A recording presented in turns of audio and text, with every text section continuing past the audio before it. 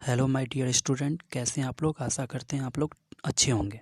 इससे पहले set 1 upload हो चुकी थी, अब ये सेट 2 है। इस बार एग्ज़ाम के लिए बहुत ही ज़्यादा वीवीआई क्वेश्चन है। आप लोग अच्छा से पूरा वीडियो देखिएगा और 100% एक्यूरेसी के साथ बनाइएगा। आप लोग कॉपी पे 1 से लेके 25 तक लिख लीजिएगा और आंसर खुद से लिखते जाइएगा। हर एक क्वेश्चन के लिए 5 सेकंड का टाइम दिया जाएगा। पूरा वीडियो देखिए, आने वाले एग्ज़ाम के लिए बहुत ही अच्छा रहेगा आप लोग के लिए। चलिए तो स्टार्ट करते हैं।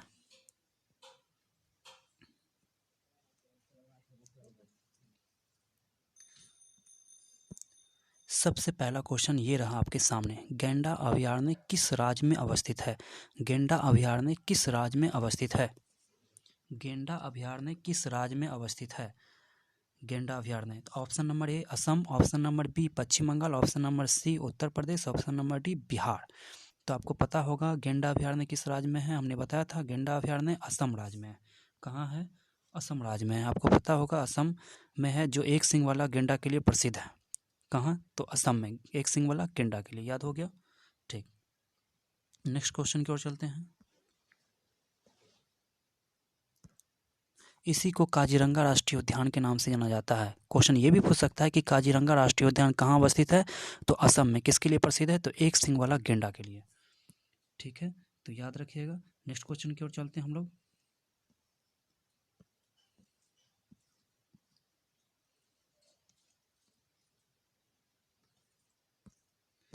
क्वेश्चन नंबर सेकंड ये रहा। डीएनए से एमआरएनए बनने की क्रिया को क्या कहते हैं?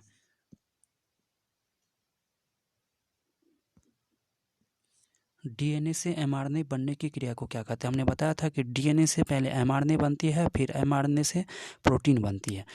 तो इसके लिए आपको 5 सेकंड का टाइम दिया जा रहा है, जल्दी से इसका आंसर बताइए। ट्रांसक्रिप्शन, रिप्लिकेशन, ट्रांसलेशन या इनमें से कोई नहीं। तो इसका राइट आंसर क्या हो जाएगा? ट्रांसक्रिप्शन हो जाएगा। क्या हो जाएगा?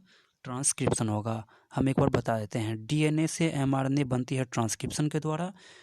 डीएनए से ये बनती है डीएनए से एमआरएनए। डीएनए से एमआरएनए जब भी क्वेश्चन पूछेगा तो याद हो जाए, आंसर लगा देंगे ट्रांसक्रिप्शन। और एमआरएनए से जैसे ही पूछेगा प्रोटीन तो हो जाएगा ट्रांसलेशन।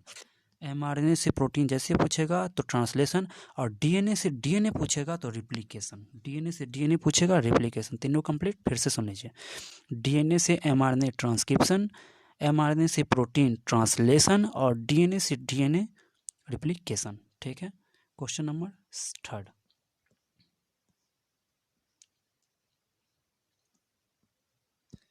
ये रहा क्वेश्चन नंबर थर्ड। डब्ल्यूएचओ के द्वारा ध्वनि प्रदूषण का कौन सा मानक नहीं है? डब्ल्यूएचओ के द्वारा ध्वनि प्रदूषण का कौन सा मानक नहीं है? पहला ऑप्शन 20 से 30 डेसिबल, बी 45 डेसिबल, सी 75 डेसिबल, डी 90 डेसिबल। जल्दी से इसका राइट आंसर लगाइए आप लोग, 5 सेकंड का टाइम है। इसका राइट आंसर होगा ए 20 से 30 डेसिबल। ये कोई ध्वनि प्रदूषण का मान नहीं। अगर किसी के कान में हम कुछ बोलते हैं या फुसफुसाते हैं कान में, तो वो ध्वनि प्रदूषण नहीं होती। उसी को 20 से 30 डेसिबल की ध्वनि उत्पन्न होती है, उसी को कहा जाता है, जो डब्ल्यूएचओ के द्वारा प्रमाणित है। ठीक है, नेक्स्ट क्वेश्चन की ओर बढ़ते हैं। डब्ल्यूएचओ का फुल फॉर्म होता है world health organisation. Question number 4 ये रहा। मलेरिया रोग उत्पन्न होता है। मलेरिया रोग किससे उत्पन्न होता है? ऑप्शन नंबर ए नर क्यूलस से, मादा एनोफिलीज से, मादा एंडीज से, नर एनोफिलीज से।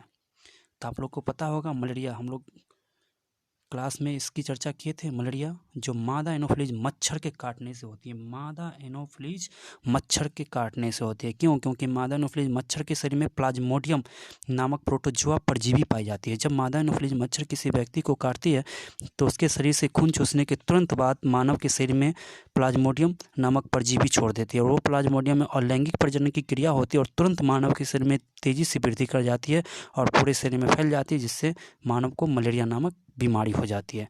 तो याद रखिएगा, मलेरिया नामक रोग किससे होती है? तो मादा एनोफिलीज मच्छर के काटने से। मादा एनोफिलीज मच्छर के शरीर में क्या पाई जाती है? तो प्लाज्मोडियम नामक परजीवी। क्या पाई जाती है? प्लाज्मोडियम नामक परजीवी। याद रखिएगा, हमेशा जो है मादा मच्छर ही काटती है। कौन काटती है? मादा मच्छर। चलिए, इसमें चारों ऑप्शन दिया गया है, इस पर सबकी चर्चा करते हैं। पहला है नर क्यूलक्स। नर क्यूलक्स मच्छर नहीं काटता है। क्यूलक्स मच्छर काटता है लेकिन मादा क्यूलक्स मच्छर, क्योंकि मादा क्यूलक्स मच्छर के काटने से मानव में फलेरिया नामक बीमारी होती है, जिसको हम लोग हाथी पाँव के नाम से जानते हैं, जिसमें पैर फूल जाता है। वो दूषित घास में पाई जाती है मादा क्यूलेक्स मच्छर। जब कोई व्यक्ति दूषित घास पे खाली पैर चलती है ना, तो खाली पैर में नीचे से वो मच्छर काट लेती है और मानव का पैर पूरी तरह से फूल जाता है, तो उसे हम लोग हाथी पाँव या फलेरिया नामक रोग कहते हैं। और अगला है ऑप्शन मादा एंडीज। मादा एंडीज होना चाहिए, ये मिस्टेक हो गया। मादा एंडीज मच्छर के काटने से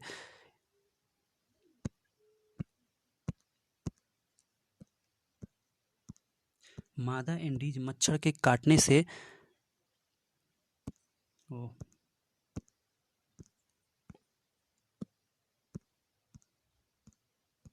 मादा एंडीज मच्छर के काटने से डेंगू नामक बीमारी होती है। मादा एंडीज मच्छर के काटने से कौन सी बीमारी होती है? डेंगू। तो याद रखिएगा, मादा एनोफिलीज मच्छर के काटने से मलेरिया, मादा एंडीज मच्छर के काटने से डेंगू और मादा क्यूलेक्स मच्छर के काटने से फाइलेरिया। ठीक है, अब नेक्स्ट क्वेश्चन की ओर हम लोग बढ़ते हैं। थोड़ा सा दिक्कत हो रही थी, धीरे धीरे ये ठीक हो जाएगी। जैसे ये न्यू वीडियो अपलोड होती जाएगी सब कुछ क्लियर होते जाएगा। ठीक है, थोड़ा सा अभी शुरुआत है इसलिए थोड़ी सी प्रॉब्लम हो रही है, बाद में सब कुछ ठीक हो जाएगी। आप लोग थोड़ा सा एडजस्ट कर लीजिएगा। अगला क्वेश्चन है क्वेश्चन नंबर 5 कि किस गैर फली पौधे के जड़ पिंड में जैविक खाद मौजूद होते हैं? किस गैर फली पौधे के जड़ पिंड में जैविक खाद मौजूद होते हैं? तो इसमें ऑप्शन आप लोग के पास दिया गया है, जल्दी से इसका आंसर लगाइए। तो 5 सेकंड का टाइम है। इसका राइट आंसर है एजोवैक्टर। इसका राइट आंसर क्या है? एजोवैक्टर। किस गैर फली पौधे के जड़ पिंड में जैविक खाद मौजूद होते हैं? तो एजोवैक्टर। ठीक है, नेक्स्ट क्वेश्चन की ओर हम लोग बढ़ते हैं। क्वेश्चन नंबर 6, दूध से दही बनने में किस जीवाणु का उपयोग होता है? दूध से दही बनने में किस जीवाणु का उपयोग होता है? ऑप्शन सब दिया गया है, जल्दी से इसका राइट आंसर लगाइए। दूध से दही बनने में किसका उपयोग किया जाता है? तो लैक्टोबैसिलस। किसका? लैक्टोबैसिलस जीवाणु। लैक्टोबैसिलस दूध से दही बनने में। अगर पूछेगा कि दूध की शुद्धता किससे मापी जाती है, तो लैक्टोमीटर से। दूध की शुद्धता किससे मापी जाती है? लैक्टोमीटर से। अगला क्वेश्चन पूछ सकता है कि दूध में कौन सा विटामिन नहीं पाया जाता है, तो विटामिन सी। या क्वेश्चन उलट के पूछ सकता है कि दूध कौन सा विटामिन का सबसे घटिया स्रोत है, तो विटामिन सी का। ठीक है, तो याद रखिएगा लैक्टोबैसिलस नामक जीवाणु के कारण जो है दूध से दही बनती है और लैक्टोमीटर से दूध की शुद्धता मापी जाती है। नेक्स्ट क्वेश्चन की ओर हम लोग चलते हैं।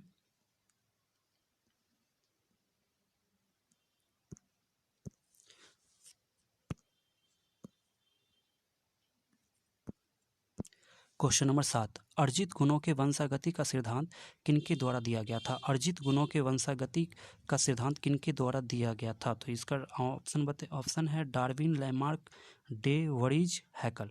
इसका राइट आंसर क्या होगा, जल्दी से बताइए। इसका राइट आंसर है लैमार्क, ऑप्शन नंबर बी। अर्जित गुणों के वंशागति का सिद्धांत किनके द्वारा दिया गया था? लैमार्क के द्वारा दिया गया था। ठीक है, अगले क्वेश्चन की ओर हम लोग बढ़ते हैं।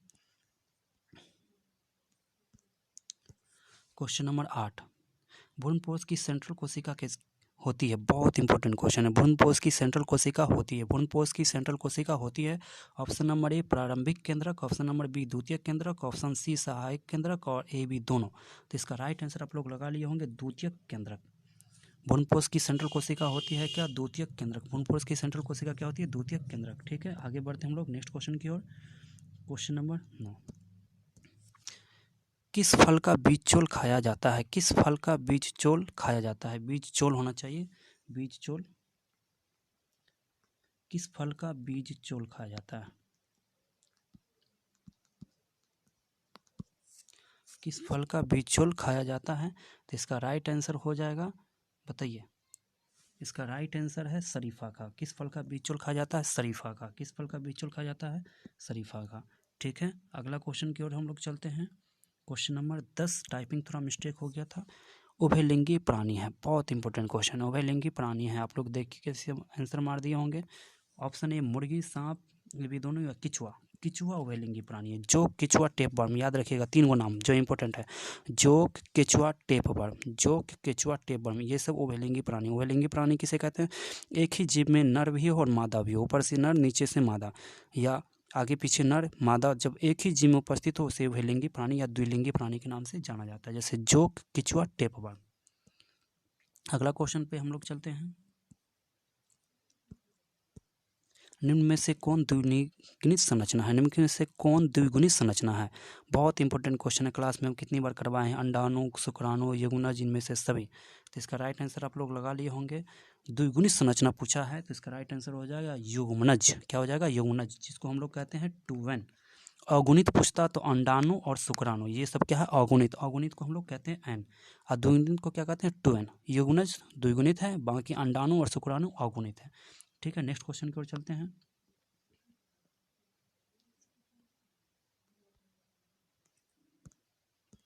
क्वेश्चन नंबर 12, मानव रुधिर ओ वर्ग में होता है। मानव रुधिर ओ वर्ग में क्या होता है? तो आपको बताना है एंटीजन अनुपस्थित होते हैं या एंटीबॉडी अनुपस्थित होते हैं, एंटीजन उपस्थित होते हैं, एंटीबॉडी ए उपस्थित होते हैं। तो मानव रुधिर ओ, आपको पता होगा कि ओ को सर्वदाता कहा जाता है, मतलब डोनर कहा जाता है, सबको देने वाला।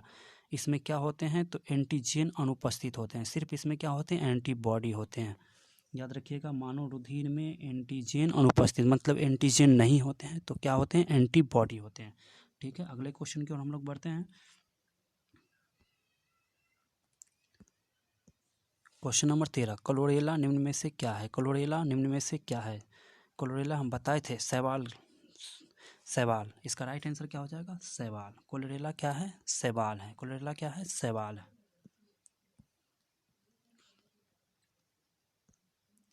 अगला क्वेश्चन है, क्राइजीन बाल कृमि से किस फसल को बचाता है? क्राइजीन बाल कृमि से किस फसल को बचाता है? क्राइजीन बाल कृमि को किस फसल से बचाता है? बहुत अच्छा क्वेश्चन है। कपास, आम, चाय, गेहूं। हम बताए थे बीटी कॉटन, मतलब क्या पकड़ लिए? कपास।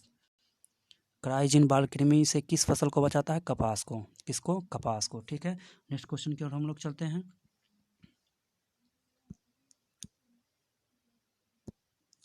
क्वेश्चन नंबर 15, अम्लीय वर्षा के कारक हैं। अम्लीय वर्षा के कारक हैं, इसका राइट आंसर आप लोग लगा लिए होंगे। जल्दी से लगाइए। इसका राइट आंसर है NO2SO2। NO2SO2, nitrous oxide, sulphur dioxide. NO2SO2 अम्लीय वर्षा के कारक है। चलिए अगला क्वेश्चन चलते हैं। लाइकेन सूचक है। लाइकेन किसका सूचक है? लाइकेन किसका सूचक है? जल्दी से इसका राइट आंसर दीजिए, बहुत मोस्ट वीवीआई क्वेश्चन है। लाइकेन किसका सूचक है? SO2 प्रदूषण का। किसका सूचक है? SO2 प्रदूषण। लाइकेन का पौधा होता है, जहाँ पे SO2 प्रदूषण की मात्रा बढ़ गई है वहाँ पे लाइकेन का पौधा उगाएंगे तो नहीं उगेगा। जहाँ पे SO2 प्रदूषण नहीं है वहाँ पे लाइकेन का पौधा उगाएंगे तो आसानी से उग जाएगा। इससे इस तरह से प्रदूषण का पता लगाया जाता है। ठीक है, तो अगले क्वेश्चन की ओर बढ़ते हैं। क्वेश्चन नंबर है 17, मानव साधारणतः ध्वनि तीव्रता सहन कर सकता है, मतलब मानव कान की श्रवण सीमा कितनी होती है? कहने का तात्पर्य यही है, मतलब मानव कान की श्रवण सीमा कितनी होती है या कितने तक की डेसिबल को ध्वनि को सहन कर सकता है आसानी से? तो 20 से 30 डेसिबल। कितने डेसिबल? 20 से 30 डेसिबल। मानव साधारणतः ध्वनि तीव्रता सहन कर सकता है कितना? 20 से 30 डेसिबल। नेक्स्ट क्वेश्चन की ओर चलते हैं।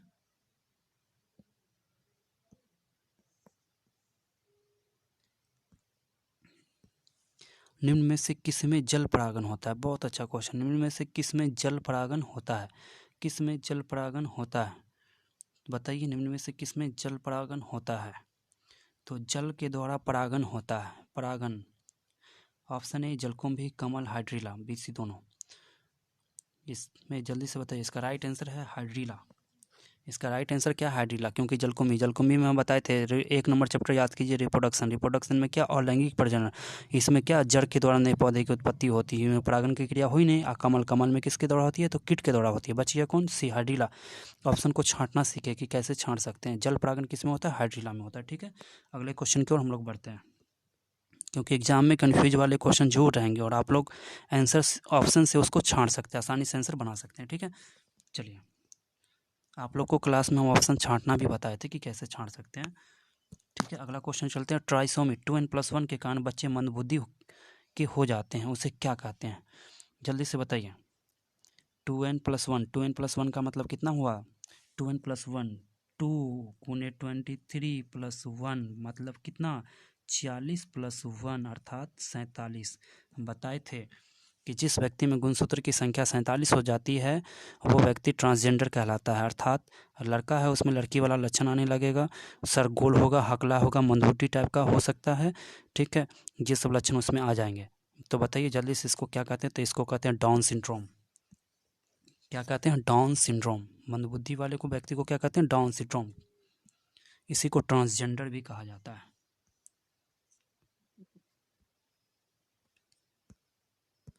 नेक्स्ट क्वेश्चन, डीएनए फिंगरप्रिंटिंग निम्न में से क्या है? डीएनए फिंगरप्रिंटिंग निम्न में से क्या है? डीएनए फिंगरप्रिंटिंग निम्न में से क्या है? जल्दी से इसका राइट आंसर लगाइए। इसका राइट आंसर है बी, डीएनए प्रोफाइलिंग।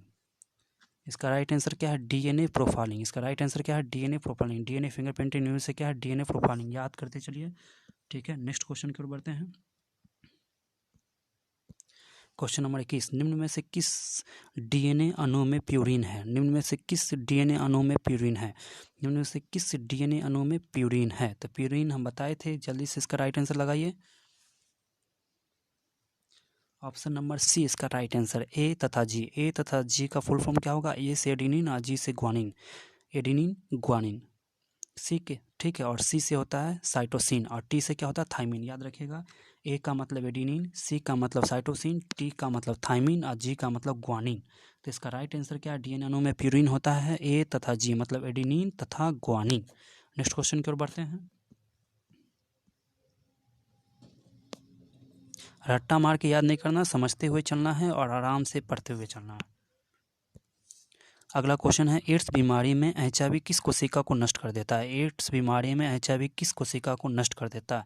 तो हम बताए थे एड्स बीमारी, जिससे एलिसा टेस्ट से पकड़ा जाता है कि इसको एड्स बीमारी हो गया, और बताए थे एड्स बीमारी यौन संचारित रोग है जिसको एसटीडी भी कहा जाता है, ठीक है। इसके लक्षण, कारक, रोकथाम सारा कुछ हम बताए थे। जल्दी से बताइए तो एड्स बीमारी में एचआईवी किस कोशिका को?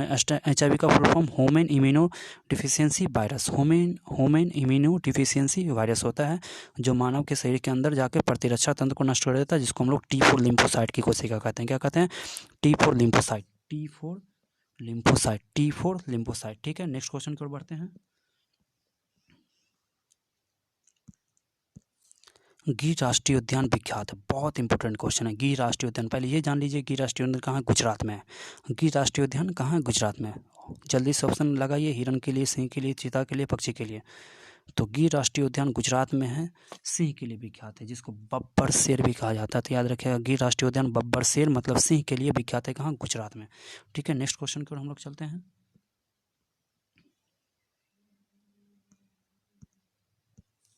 न्यूक्लिक अम्ल के नाइट्रोजनी बेस के बीच कौन सा बंधन होता है? न्यूक्लिक अम्ल के नाइट्रोजनी बेस के बीच कौन सा बंधन होता है? जल्दी से इसका राइट आंसर लगाइए। Option A, B, C, D. क्या होगा? 5 सेकंड का टाइम है, जल्दी से। न्यूक्लिक अम्ल के नाइट्रोजनी बेस के बीच कौन सा बंधन होता है? तो इसका राइट आंसर होगा पेप्टाइड बंधन। इसका राइट आंसर क्या होगा? पेप्टाइड बंधन। इसका राइट आंसर क्या होगा? पेप्टाइड बंधन। नेक्स्ट क्वेश्चन की ओर हम लोग बढ़ते हैं। ये रहा आज का लास्ट क्वेश्चन। कल्याण सोना किसकी प्रजाति है? कल्याण सोना किसकी प्रजाति है? देखिए और आराम से इसका आंसर लगाइए, ठीक है। कल्याण सोना किसकी प्रजाति है? 5 सेकंड का टाइम है, आंसर दीजिए। कल्याण सोना किसकी प्रजाति है? ए नंबर है गेहूं की प्रोन्नत किस्म, बी में है सोना, सी में भी दोनों, इनमें से कोई नहीं।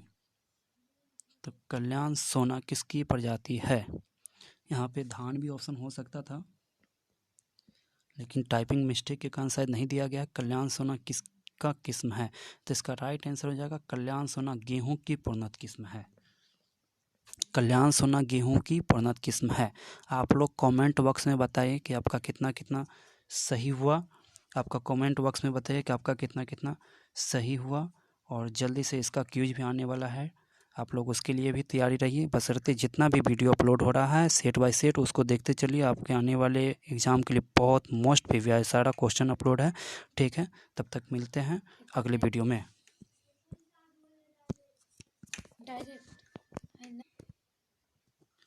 आप लोग सेट प्रत्येक दिन देखते जाइए और मॉर्निंग मोड के जरूर एक बार फिर से रिवाइज करते जाइए, क्योंकि याद हो जाएगा और यही सब क्वेश्चन आपको एग्ज़ाम में देखने को मिलेगा, ठीक है। ठीक।